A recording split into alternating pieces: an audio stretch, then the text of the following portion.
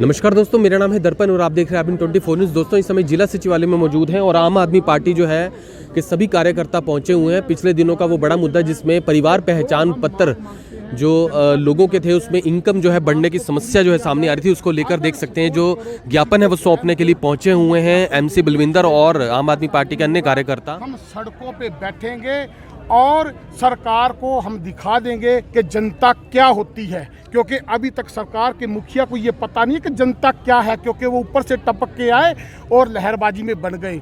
तो हम निवेदन करते हैं आप अधिकारियों, उनकी रीढ़ की हड्डियों, उनको समझाएं कि पहले पार्षदों और सरपंचों के ऊपर अत्याचार करते थे और विपक्ष के ऊपर अत्याचार करते थे। अब इनका इतना हौसला बढ़ गया है, अब ये डायरेक्ट जनता पे अटैक कर रहे हैं और हम जनता के साथ खड़े हैं, हम चुप बैठने वाले नहीं हैं।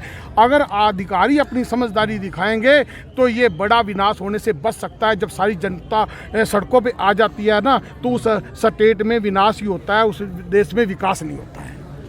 सर, क्या यह ज्ञापन मुख्यमंत्री तक पहुंचाया जाएगा? क्या कार्रवाई होने वाली है?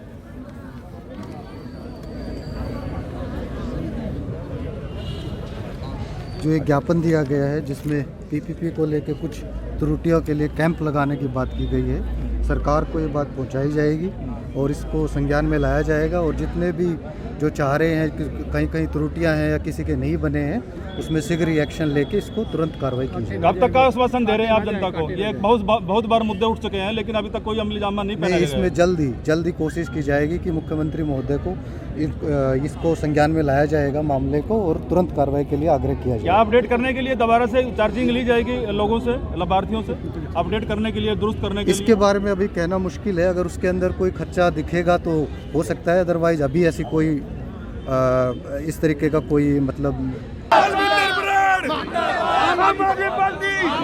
यहाँ पर बात करते हैं MC बलविंदर है उनसे।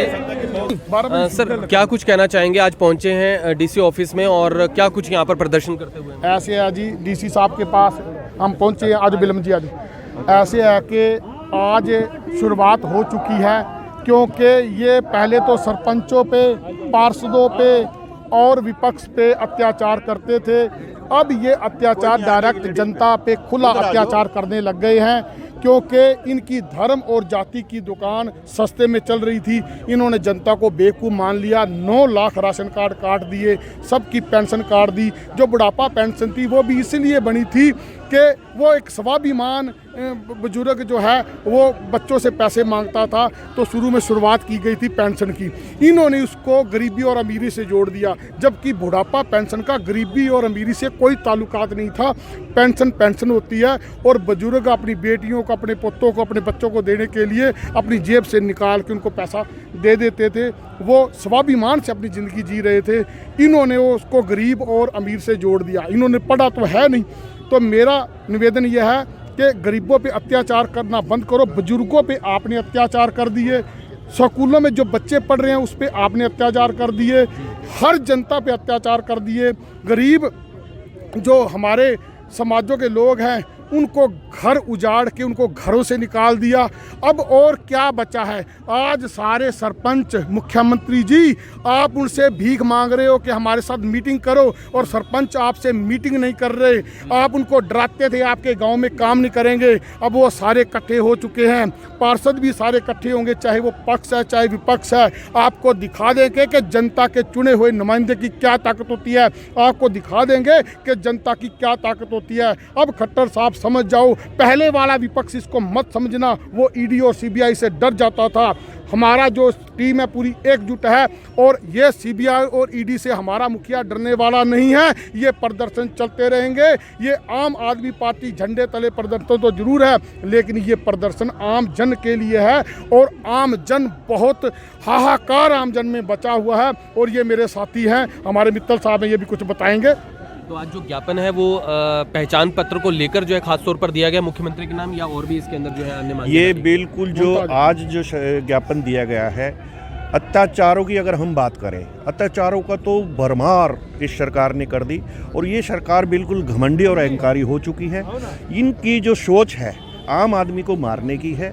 इनकी जो सोच है कि एक आम आदमी को इतना खाने के लिए दिया जाए जितना वो जिंदा रहे। ये बिल्कुल बर्बाद करने पे इस जो है प्रदेश को लगे हुए हैं। इस देश को ये भारतीय जनता पार्टी जो है की जो सरकार है बर्बाद करने पे लगी हुई है। ये आज जो इतना जनसमूह आप देख रहे हैं, ये बिल्कुल जनता सड़कों पे आ चुकी है। अब लोगों को समझ में आ चुका है कि अब ये हम बात को मानने वाले नहीं हैं, सड़कों पे उतरना पड़ेगा, सड़कों पे उतर के प्रदर्शन करना पड़ेगा।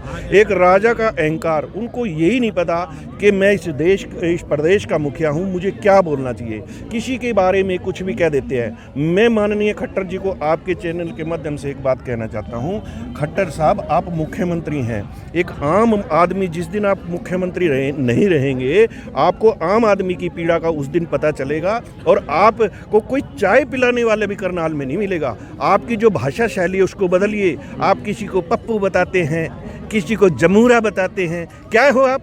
अरे मुख्यमंत्री हो आप प्रदेश के, आपको तमीज़ नाम की चीज़ नहीं है। चौधरी ओम प्रकाश चौटाला ने ठीक कहा था कि जो पशु कुछ नहीं देता ना वो खटारा हो जाता है। तो अगर आपको जब चीस लगी थी ना, तो अगर आपके बारे में भी कोई ये बात बोलेगा तो आपको चीस लगेगी। तो मेरा चलो वो एक मुद्दा अलग है, ये बर्बाद करने पे लगे हुए हैं, इनको समझना चाहिए, नहीं तो जनता उखाड़ के फेंक देगी। और माननीय खट्टर जी को अब लगने लगा है कि मेरी ज़मीन अब खिसक रही है और भारतीय जनता पार्टी के दिन अब हवा हुए। अब तो आम आदमी पार्टी की सरकार आने वाली है, अन्यथा ये अत्याचारों को रोक दो। तो यहाँ आप देख सकते हैं कि आम आदमी पार्टी की तरफ से जिस तरीके से अन्य लोग हैं उनसे भी बात कर लेते हैं। मैम क्या कहेंगे, पिछले दिनों से काफ़ी समय से जो है लोग परेशान हैं, उनके जो पहचान पत्र हैं उनमें इनकम बढ़ रही है, इवन जो छोटे छोटे बच्चे हैं जो गोद में खेल रहे हैं उनकी भी जो है इनकम दिखाई गई है। तो क्या कुछ कहेंगे, क्या उनकी इनकम, क्या उनके शगुनों को इनकम मान लिया गया? नहीं, आप लोग एक चीज़ देखो ना कि कौन है सरकार को सलाह देने वाला, कौन सलाहकार, और कहाँ से ये सर्वे हो रहा है कि फैमिली आईडी गलत बनी हुई है, बुढ़ापा पेंशन जो इतने सालों से एक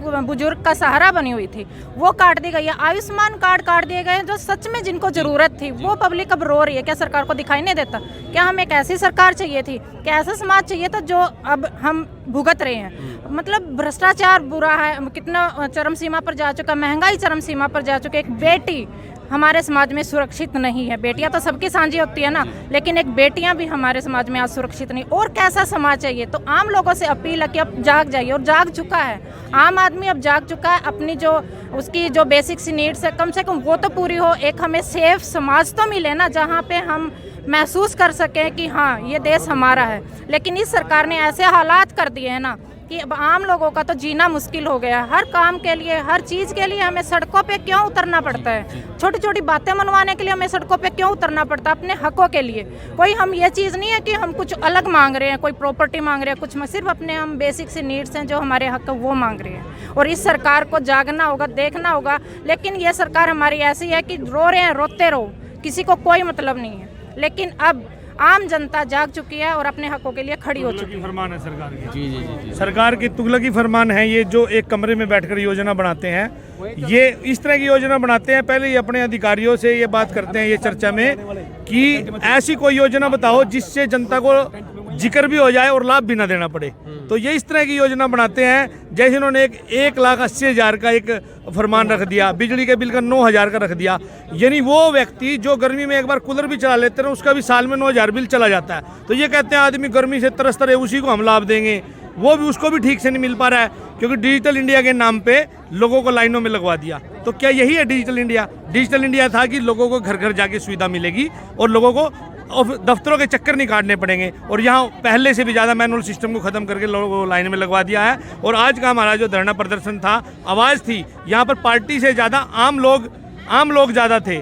तो उनकी ये आवाज़ थी कि जो सुविधा है कैसे मिले। हर गाँव में प्रतिदिन 30 दिन तक रोजाना कैंप लगे जिसमें फैमिली आईडी की त्रुटियां ठीक हो, और प्रॉपर्टी टैक्स के लिए हर कॉलोनी में शिविर लगे जहां पर लोग खुद जाकर अपनी गलतियां ठीक करा सके। 30 दिन तक ये कार्यवाही चलनी चाहिए। उसके बाद अगर कोई बचता है तो वो जो हमें मुख्यालय 12 सेक्टर के सामने कैंप लग जाए, यहाँ पर आकर ठीक करा सकता है। तो हमारा यही आज का निवेदन था सरकार से। अगर ये सरकार जाग जाते हो ठीक है, नहीं तो जनता जाग चुकी है और इसको बदला 2024 में मिल जाएगा सरकार। यहाँ पर जो है फिलहाल मैं आपको बता दूं, जितने भी यहाँ पर कार्यकर्ता हैं सभी ने यहाँ पर बकायदा प्रदर्शन जो है वो किया। और देख सकते हैं जिला सचिवालय में है और पिछले काफ़ी समय से सिर्फ मुद्दा पेंशन का नहीं है, सिर्फ मुद्दा पहचान पत्र का नहीं है, यहाँ पर सिर्फ मुद्दा राशन कार्ड का नहीं है, मुद्दे अनेक हैं।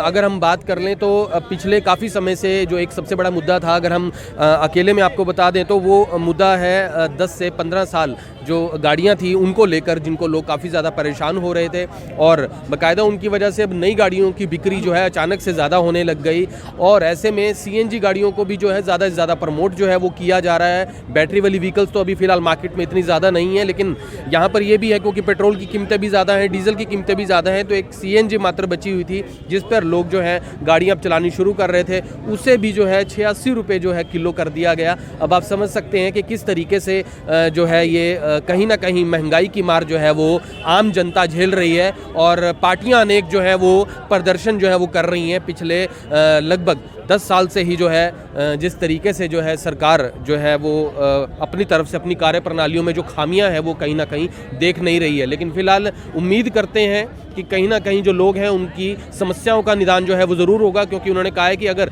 कैंप लग जाएं और लोगों की ये त्रुटियां ठीक हो जाएं तो फिर जो है कहीं ना कहीं जो है लोगों को एक रिलीफ मिलेगा कि उनकी जो भी प्रॉब्लम्स हैं, जो डॉक्यूमेंट्री जो भी इश्यूज़ आए हैं वो सब कम से कम ठीक ज़रूर जाएँ। आपसे अपील करेंगे इस वीडियो को ज़्यादा से ज़्यादा शेयर जरूर करें, फिर जुड़ेंगे अभी 24 के ऊपर, तब तक के लिए जय हिंद।